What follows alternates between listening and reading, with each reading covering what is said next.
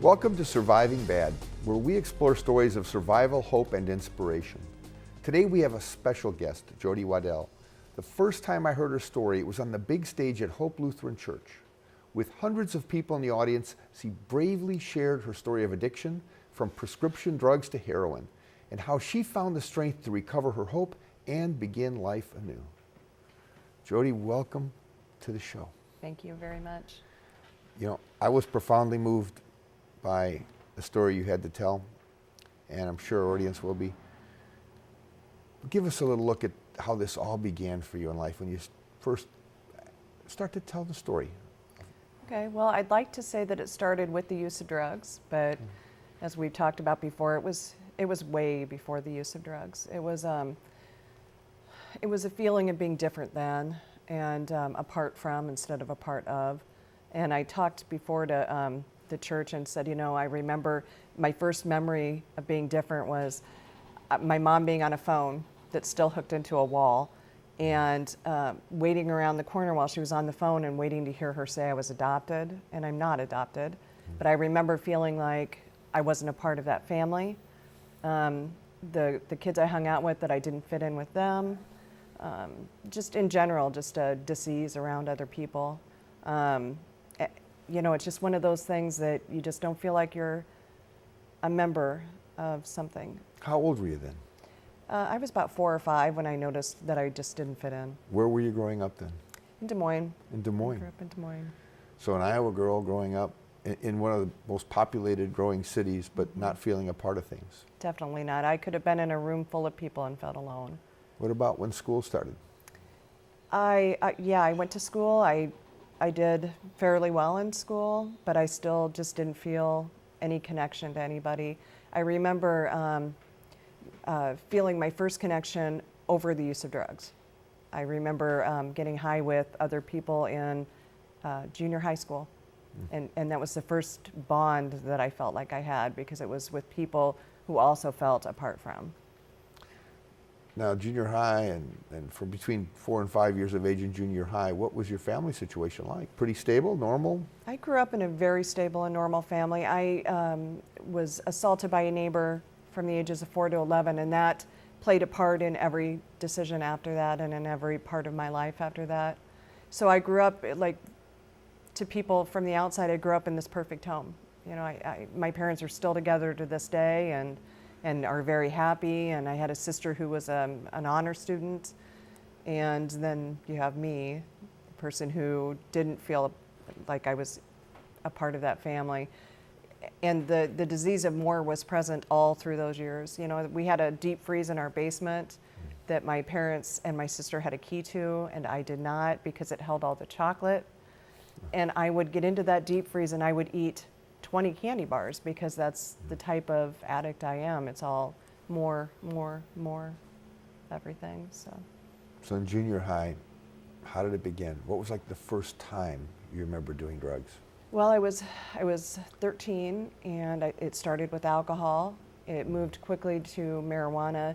I mean, the drugs, it didn't really matter what I used. I just wanted to numb out to everything. And so by high school then, I was into cocaine, LSD, all of the drugs.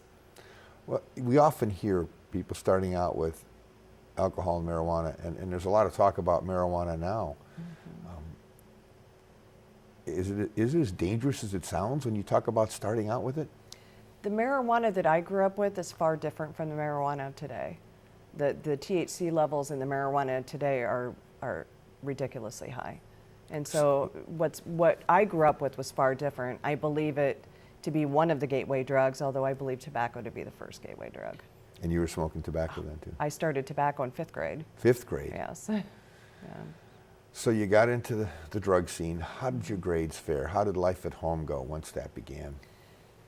I was pretty good at covering it up. You know, I felt like if I portrayed myself one way, you know, if I was still on the gymnastics team, nobody was going to believe that I was doing LSD.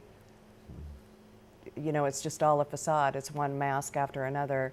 My grades in junior high were never good, because I just didn't want to do any part of studying. But in high school, I maintained a pretty good GPA, and in college, I was a 4.0 student. although I was never clean one single day of college. Did you go to school in Iowa as well? I did.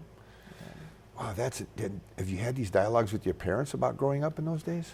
I have, and my parents, I just don't think that they understood. I don't think that they knew the drugs were around. You know, I went to Valley High School in West Des Moines, and my parents thought that they had brought me to this area in a suburb that, you know, that had fewer issues, when in fact I think it had more issues. I think that the drugs were more the cocaine level instead of the alcohol level. Thank you for sharing that part of your life. When we come back after the break, would you be willing to talk a little bit about how, I guess, everything hit the fan? Absolutely. All righty. Thank you. When we return, Jodi will share more about her personal journey. You don't want to miss this. See you after the break.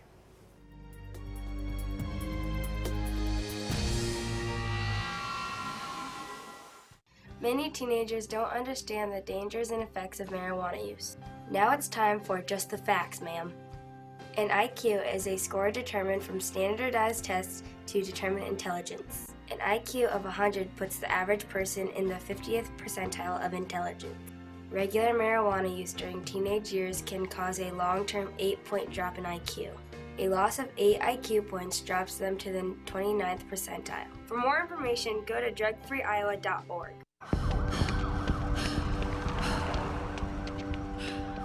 After Kylie used coke, she stopped caring about school, friends, or who she had to steal from to get more of it. The story of addiction is all too familiar, but you can change it.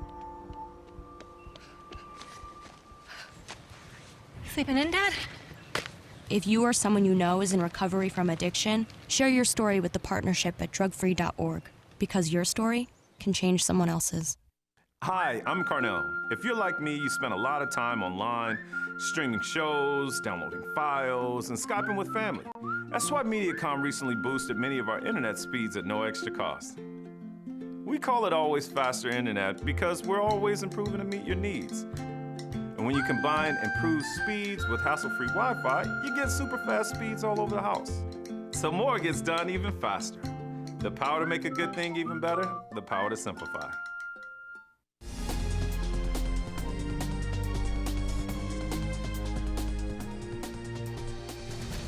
Welcome back to Surviving Bad.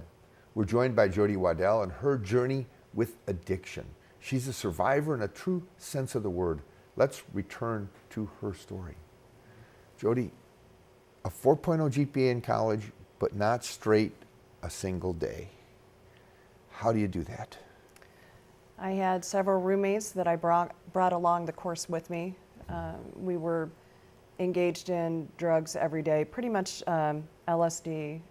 We drank all the time, we smoked pot, and we went about our business. I was the only one that graduated out of that group because it was all part of that facade. You know, if I'm getting a 4.0, nobody's going to suspect a thing. And you know what? Most parents, if their children have a great GPA, are going to think they're doing everything right. Right. Where did things begin to fall apart? So I graduated from college and I started working as a court reporter. And things quickly escalated after that. I came across what would become my first drug of choice, which was meth. I had never tried it. I had never actually even heard of it before that. And a coworker had it and introduced me to it. And I remember trying it and I leaned up and said, I want more. And it was an immediate addiction. And it progressed so rapidly after that. Within a year, I was arrested for manufacturing. I had lost my job.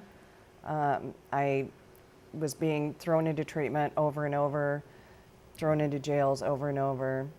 I ended up making it through about 4 or 5 treatments at that point. And I could not quit using. I had 42 dirty UAs with my probation officer. And she ended up incarcerating me in a program that used to exist called Violators. It was a 3-month program that jailed you on the outside of Mitchellville. So I went through that and I got out and I was using immediately. It was after I completed probation, which I've never quite understood how I made it through probation, but I I did end up getting off of that, and I decided I wanted to have kids. My husband and I wanted kids, and so I stopped using. And I had a couple of daughters. So then I had several years where I was clean, but I wasn't in recovery, which is a miserable existence. You know, you don't have the drugs to cover up the feelings anymore, and you don't have recovery. You just aren't using. So it's a white knuckle type of approach. So I had about 7 or 8 years of that. So even though you stayed clean, not having gone through some form of recovery, it was still stressful. Oh, it was horrible. Like my sister would call me Elaine as a joke because she said I reminded her of Elaine off of Seinfeld, because I would sneer when I talked, and I just was nasty and not a very nice person, and I'm irritable. And so then I have 7 or 8 years clean, and I woke up one morning and I had this rib pain, and I went into, I worked in oncology at that time in Des Moines, and I went into the emergency room there, and I thought it was a broken rib.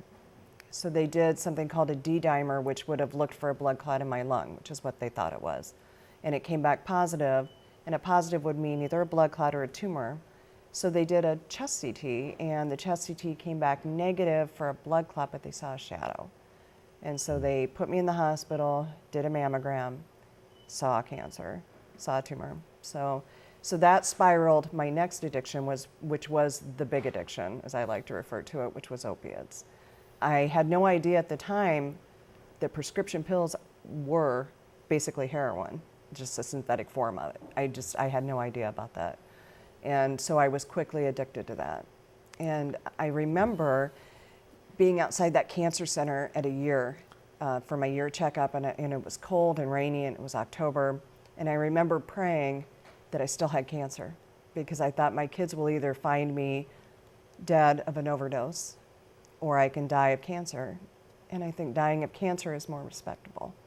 And so I didn't know that there were any other choices at that time. I just couldn't get clean. So how hard is it to keep your emotional world together, family and kids going through all this? When you got that prescription drug, obviously you had no idea what was going to happen. Right, it escalates fast. And the biggest lie I ever told myself was, they're prescribed. It's okay. They're prescribed. A doctor wouldn't prescribe me something that wasn't okay. And that trust in my physician, you know, it just wasn't good. I told him I was in recovery for meth, and he told me that just because I had a meth problem doesn't mean I would have an opiate problem. And it was a problem beyond belief. I lost my kids to DHS. I lost my career, which I had worked in oncology for many, many years. I lost that career, I lost friendships, I lost everything. So you hit bottom. Oh, I hit very sound bottom, but I always joke around and say my bottom was more like gravel, because it would keep shifting so that I wouldn't have to quit using. So I would say, well, at least I've never had my kids taken, and then my kids would get taken. Well, at least I've never, and I prostituted myself, you know, and I just kept allowing it to get lower and lower. Thank you very much for sharing. We'll Yes. come back to your story after the break. When we come back, we'll talk more about how the change started happening and how hope not only found its way back into Jodi's life, but how she found joy on the path through healing. Stay with us. You don't want to miss this.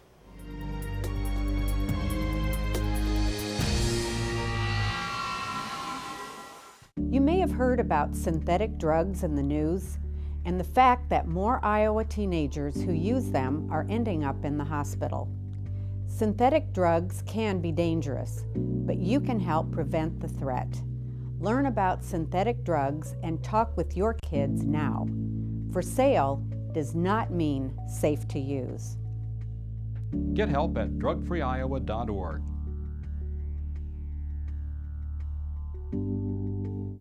Thousands of businesses have switched to Mediacom Business for fast and reliable internet, unlimited nationwide calling, and popular TV channels with sports package upgrades. And now, with our new business mobile data, they stay connected on the go. Mediacom Business is the simple and easy way for businesses to get all their telecommunication services from one provider, all for just $99.95 a month. Get a free mobile hotspot device with all 4 services. Mediacom Business. How can we help you? So who's going to do what? I'll pack the dead batteries. Great. I'll only put what I don't need into a duffel bag. Perfect. That's totally unhelpful. No problem. Meanwhile, I will try to comfort everyone by speaking in a calm voice. And who is going to handle supplies? I can forget to do a list for us. Thanks, pal. We couldn't be any less prepared. I'm proud of you guys. Talk to your kids about who to call, where to meet, what to pack. Visit ready.gov/kids for tips and information.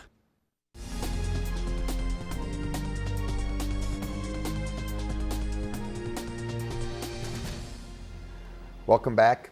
We're with Jodi. We've been taking a look at some dark and dangerous times, but she's on a good path now. Jodi, tell us a little bit about your path to recovery and how you've turned that into a positive thing in your life. Absolutely. That is the best part of the story. So the last treatment that I went into, it was on the heels of some really bad events where basically I just hit some solid rock bottoms. So I went to treatment, and it was my 24th treatment. And I went into that one, and it was a non-12-step approach treatment, and I did some on-the-low searching on the computer for some recovery groups because I thought, well, I think that 12-step program is best for me. I think that I need to find something that works for me.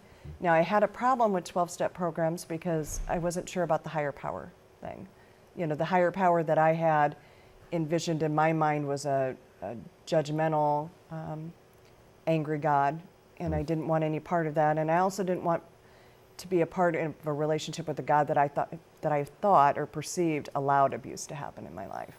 So I went into that treatment without that relationship. And I quickly got that relationship. I remember at one point just like falling to my knees and saying, God, I just can't do this anymore. I just can't, you know, I can't keep losing my kids, and I can't keep living this way. And I remember that first feeling of powerlessness that they talk about in the 12 steps. Right before I went into that treatment, my dad brought me home to get my belongings to go to the treatment, and I had that drug of choice in my room, and I knew I had it in there, and I was still detoxing, and I was sick, and so I went in there and I had it in my hand, and I made that decision for the first time. I thought, you know, I can either keep going this way that I've always gone, or I can try something different. And like I said, I fell to my knees and I asked God to direct me, and in my heart I felt him say, my child, and that was it for me. I feel like that was the defining moment of clarity that I had waited my whole life for. Mm-hmm. And so I handed the drugs off. My dad disposed of them for me, and I went to treatment. When I got out, I attended 2 meetings a day for the first 9 months because I didn't know how to live. I didn't know how to exist. The worst part of addiction is the dereliction, the not knowing how to be a productive member of society. What about social circles and friends? By this time, all gone. All gone. And sadly enough, I mean, when I first got out of treatment, those people were still around. And I had to make a decision that I had always gone back to those same people, and I had always gotten high again. And so I let all of those friendships go. Sadly enough, 90% of those people are now dead from this disease. Your parents stuck with you through all this. They did. I wouldn't have blamed them if they didn't, but they did. They were frustrated, and they felt like their hands were tied, but they backed me as much as I could. Now, how did you re-engage with your children as you started to find the right path of hope? It was a struggle for all of us. I don't think either of my kids or I knew how to parent and how to be in this relationship.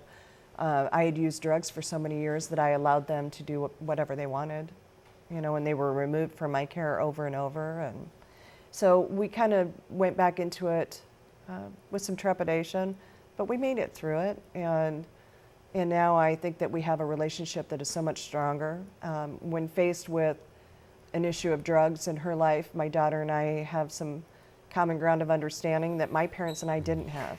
My parents didn't know about drugs. You know, they just didn't know how to help me. So that mystery, that has part of the reason that they were still loving and caring parents, but they weren't really educated and knew what the risks were. Right. That's fascinating. Are you able to get that across to your children today? I am. One of the things that I talked to them was having 2 addicted parents in their life. I remember when they were younger, I took this bag of little white squares, all 9 white squares and 1 red square. And I said, reach into the bag and pick a square. And when they both came out with the white square, I said, that was your chance of, the red one was your chance of not being an addict yourself. Because having 2 addicted parents means your chances of being an addict are pretty strong. Is your husband still in the picture now? No, he and I split up many, many years ago. He's still struggling and writing his own story on this. So. It's tough on families, but it's good you have your children back engaged. Absolutely. What do your parents say now when you talk to them about this? I think that they wish that they had known about the abuse when I was a kid. I think that they wish that I had talked to them about drugs. I remember as a child them talking to me about relationships, and I listened to what they said. And I think that it's important that we talk to our kids about drugs, that we let them know the perils of drugs, that we let them know that we're here for them, and that we don't look the other way when we know that the peer pressure is out there. That's really a good message. Would you be willing to come back after the break and share some advice for our listeners? Absolutely. Thank you. After a short break, we'll invite Jodi to share ideas and advice she feels can help people better understand substance abuse and addiction, and maybe help you save the life of someone you love. See you after the break.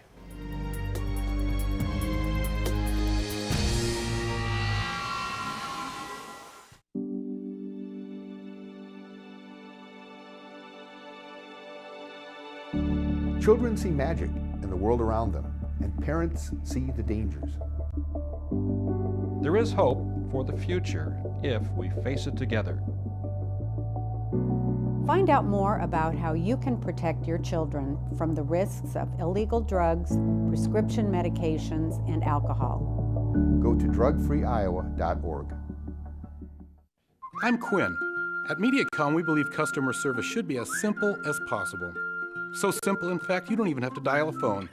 All you need is our mobile care app, and you can request a call from a customer service agent, manage appointments, check for neighborhood outages, look up account info, and even reset equipment.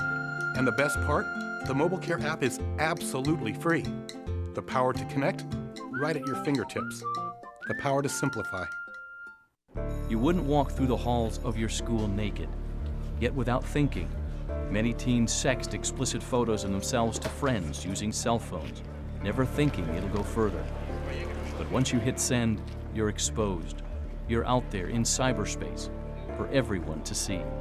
Sexting, it's dumb, it's dangerous, and it's against the law.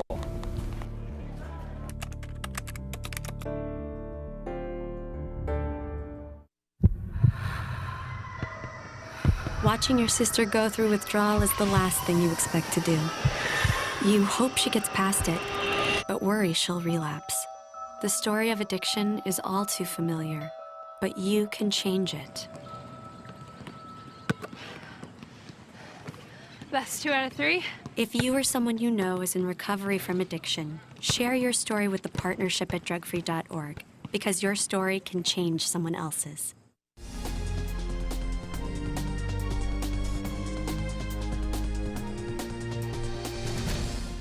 Welcome back to Surviving Bad. We're with Jody Waddell, and I've asked her to share some ideas and advice with us. Some of the lessons she's learned. Pay close attention. It could make a difference in your life and the life of someone you love. Jody, this is a chance to talk to the audience, share advice, information, things that you feel parents and people need to know to help someone that may feel that sense of isolation, even when it's invisible. What should people think about? There are so many things that I could say right now. I think that the main thing is to keep the lines of communication open. I think that when you really listen to your kids and when you talk to them about what you've experienced, I think that rapport is built. I think that the kids often will take to heart what you tell them. I do remember as a child going through people's medicine cabinets. I think that we need to be aware of that. And I think that we need to not look at the stigma that people place on addiction and to get help for the people that need help. Tell me more about this medicine cabinet thing. As a child, a relatively young child, you sort of learned how to forage for drugs. Right. What did you do? Most of my friends had people in their family that had prescriptions, whether it be benzos or opiates or whatever the case may be. And I remember every time I'd be at a friend's house, I'd use their bathroom and just slide through their cupboards and take a look and figure out if there was anything that was worth taking. And how did you learn what drug did what? Friends. All my friends knew. We just knew. So you knew more than your parents even knew about all this stuff? Yes, absolutely. How did you, other than finding it, did you ever have to pay for drugs, or is it? Yes, like we had talked about earlier, you know, my addiction started with prescription pain pills but moved to heroin, which is something you obviously have to buy on the street. It's much less effective than the pills, though. The pills are pure, so you always wanted to stick with the pills if you could. Now, for parenting purposes, it's really hard for parents to engage with children about things they know nothing about. And it's hard for the kids to do it. Are there any strategies you think would be good? Just getting them to open up and talk with some of the open-ended questions. It started with me asking my kids to tell me the best thing and the worst thing that happened every dinner. We do that every dinner. We still do it to this day. My kids feel like they could tell me things and that they won't receive, well, you shouldn't do that type of advice from me. They'll receive helpful advice. They know that they can turn to me because I've walked that road before. Might be different for, you know, my parents didn't walk that road. They didn't understand addiction and they didn't know how to help me through that. Now, for you personally, when you look at the future, what do you feel? About the opioid crisis, or well, about yourself and dealing with the world? I'm so grateful. Every single day that I wake up, I'm just grateful that I was blessed with the chance to have another do-over. Well, God bless. Thank you very much for sharing your story. Thank you very much. And thank you for joining us today, and keep your eye on Mediacom for our next episode where we explore Iowa stories of survival, hope, and inspiration. Only on Mediacom MC22, your local programming leader.